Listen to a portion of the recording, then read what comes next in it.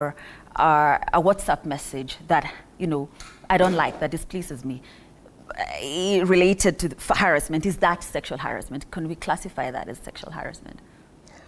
Okay, sexual harassment have actually 3 types, if not more. One of it is verbal, the other one is visual, and the other one is physical.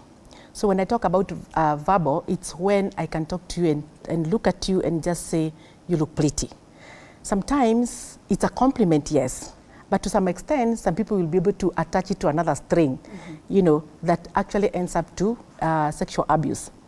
So when it comes to visual, I'll actually look at you or gaze at you, in a kind of suggesting something. Right. So that is the one that is called visual. And now the touching is actually the physical one, where somebody will follow you and actually tap your boob or tap your back. And that is all about sexual. It's actually a combination of sexual abuse. Yes. Those were 2.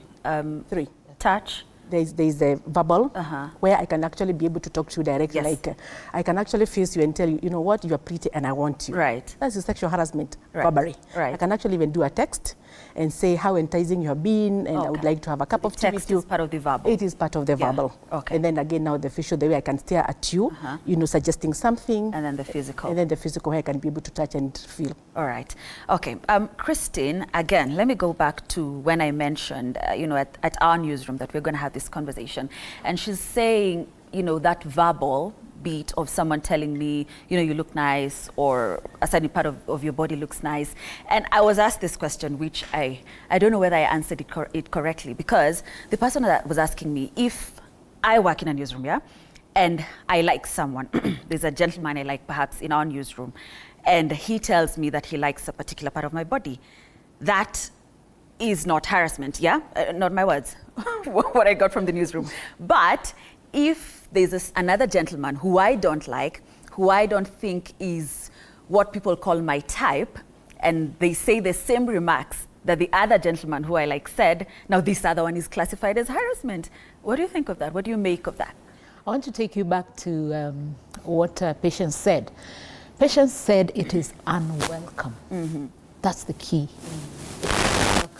When it comes from somebody that you have feelings for, then we might as well say that it is welcome and it is appreciated. But when it comes from someone else, you want to take a step and say, why are they telling me this?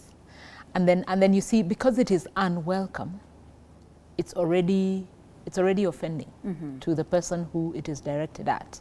And I must tell you that I think TV47, you're very bold for you to be discussing this in public. Thank you. You're discussing things happening in-house, like not just in-house at TV47, but in-house in the media. The media has for many, many years discussed sexual harassment as if it is out there.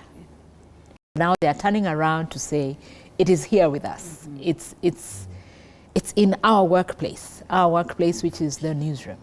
And so, yes, indeed, it is sexual harassment for as long as it is unwelcome. Right. Sometimes it